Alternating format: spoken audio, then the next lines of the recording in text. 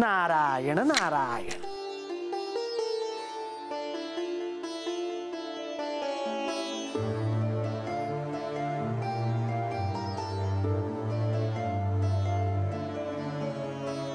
हे माते, हे नारायणी, हे महालक्ष्मी, नवरात्रीच्या प्रथम दिवशी माझा नमस्कार स्वीकार करावा।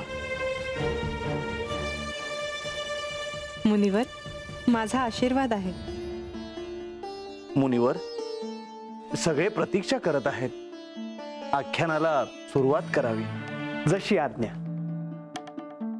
श्री गणेशाय नमः। हे गणपती, या नवरात्रीच्या शुभ प्रसंगी आदिशक्तीच्या विविध रूपांची स्तुती आणि स्मरण करताना विद्येच्या रूपाने आपला आशीर्वाद असतो। हे श्री मार्तंड भैरवा,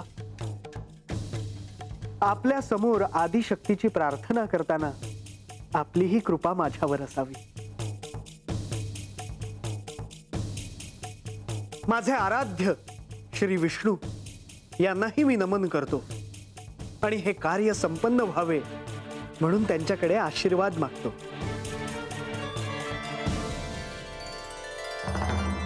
तसेच प्रत्यक्ष श्री म्हाळसा देवींच्या चरणी मी माझी सेवा अर्पण करतो।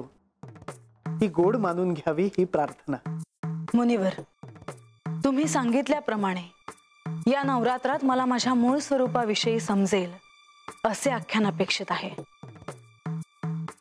मला जर सत्य समजले तरच आख्यान पूर्ण झाले असे मी समजेन।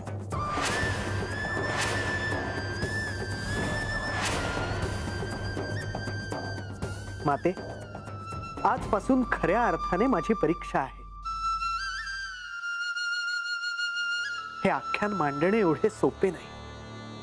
मी प्रयत्न करतो आणि म्हणून या प्रसंगी माझी माता श्री सरस्वती आणि पिताश्री श्री ब्रह्मदेव यांना मी प्रार्थना करतो की माझ्या हातून हे कार्य यथोचित पार पडावे।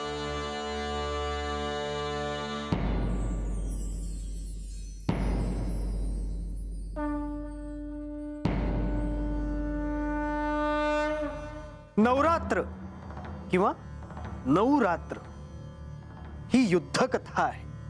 अशुभावर शुभाने मिळवलेल्या विजयाची कथा। ही सृष्टी, अखिल ब्रह्मांड यांची माता प्रत्यक्ष श्री आदिशक्ती विविध रूप घेऊन अपत्याप्रमाणे सगळ्यांचे कसे रक्षण करते याची कथा म्हणजे नवरात्र। या नवरात्रात जो या दुर्गा स्तुतीचे श्रद्धेने श्रवण करेल त्याच्या सर्व इच्छा आदिशक्ती पूर्ण करेल। आज प्रथम श्री महाकाली देवीचे स्मरण करूया।